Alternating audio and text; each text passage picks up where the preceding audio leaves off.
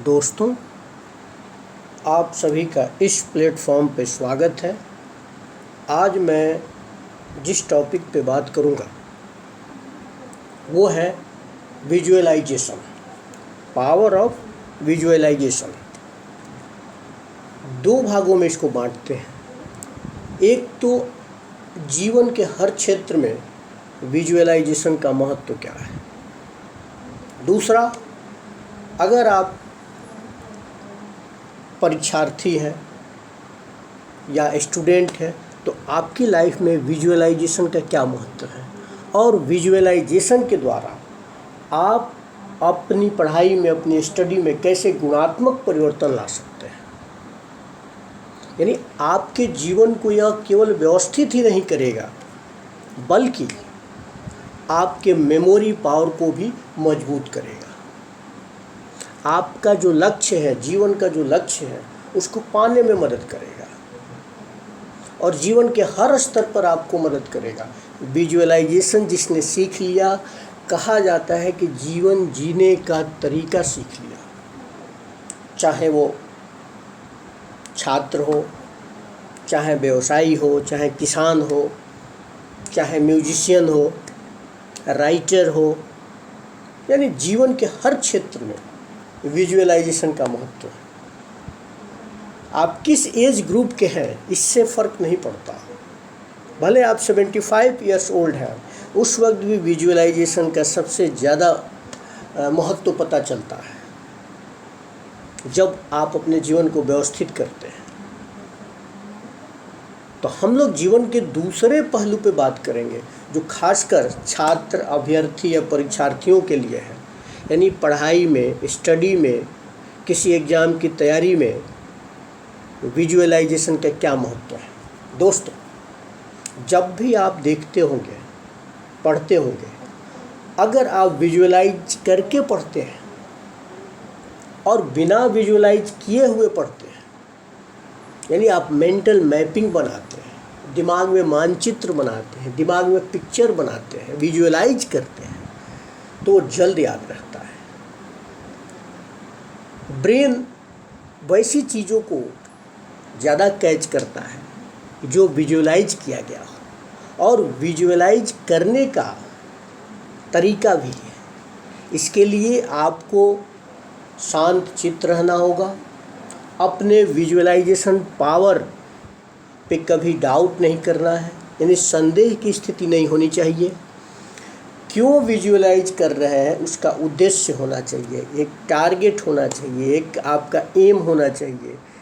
Aimless visualisation का कोई खास महत्व नहीं है। पढ़ रहे हैं तो उस एक ऑब्जेक्टिव होना चाहिए कि क्यों आप विजुअलाइज कर रहे हैं, और बार बार विजुअलाइजेशन को रिपीट करना है, अगेन एंड अगेन, और एक निरंतर प्रक्रिया अपनानी है। डिसिप्लिन रहना है। ये नहीं कि आज किया 5-3 बाद कर रहे हैं, नहीं, एक फिक्स। और आपकी स्टडी का लगभग 50% पार्ट आप विजुअलाइज करके पढ़ें। जो नई चीज़ें आप पढ़ रहे हैं वो विजुअलाइज करके पढ़ें। जो रिवीजन कर रहे हैं उसको विजुअलाइज करने की ज़रूरत नहीं है, यानी उसको आपको दिमाग में मानचित्र बनाने की ज़रूरत नहीं है। तो 40-50% के आसपास पढ़ाई, जो आप कुछ नई चीज़ें पढ़ रहे हैं, जब आपके पास सफिशिएंट समय है तो आप विजुअलाइज करें और तब पढ़ें। कंटिन्यूटी बहुत ज़रूरी है। हर दिन विजुअलाइज करें, एक फिक्स टाइम कर दें। बहुत लोग कहते हैं, यानी बहुत स्टूडेंट का कहना है, बहुत एस्पिरेंट का कहना है कि मैं भूल जाता हूँ।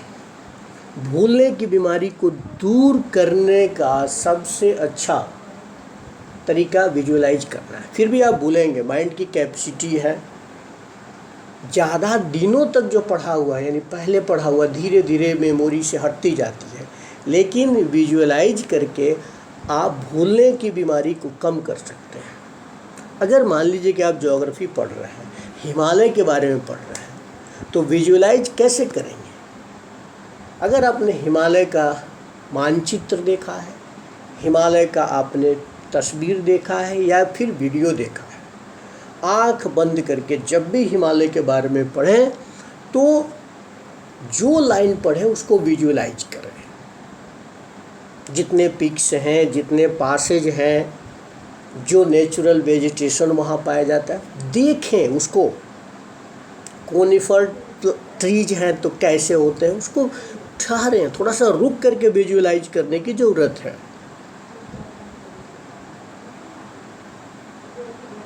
इसी तरह से हिस्ट्री की बात करें तो किसी पर्सनालिटी के बारे में, किसी घटना के बारे में पढ़ रहे हैं तो उस आप एरा में चले जाइए और उस पर्सनालिटी के हर एक एक कदम जो माइक्रो लेवल पे भी वो उठाता है, जो आपके सिलेबस में है।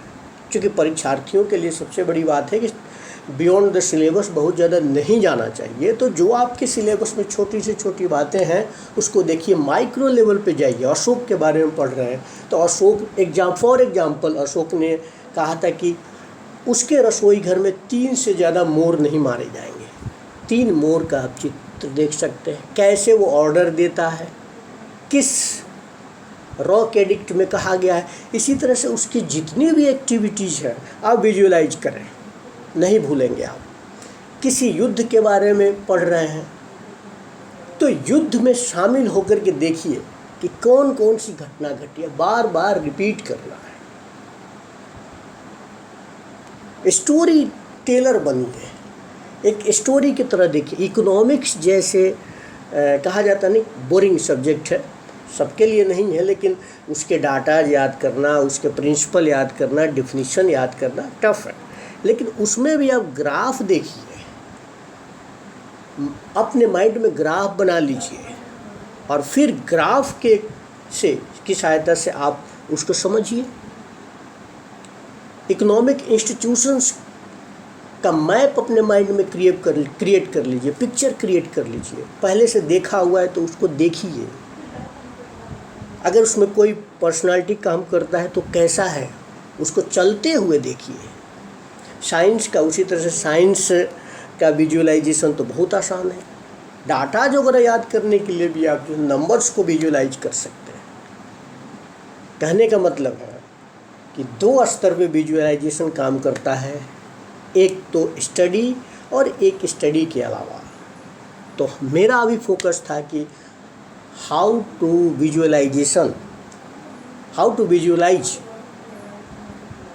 एंड व्हाट इज विजुअलाइजेशन, कैसे विजुअलाइज करें for the purpose of study. और बाकी अलग एक वीडियो कभी बनेगा जिसके बारे में हम देखेंगे कि अन्य क्षेत्र में व्यवस्थित जीवन जीने के लिए विजुअलाइजेशन का क्या महत्व है और किस तरह से आप अपने टारगेट को अचीव कर लेते हैं जब आप विजुअलाइज करते हैं। तो दोस्तों, उम्मीद है आप सभी को अच्छा लगा होगा। और अगर आप चाहते हैं कि नियमित रूप से इसी तरह के कुछ काम की वीडियो महत्वपूर्ण सब्जेक्ट पे आए तो आप कृपया करके सब्सक्राइब कर लें और रेगुलर वॉच करते रहें। Thanks for watching.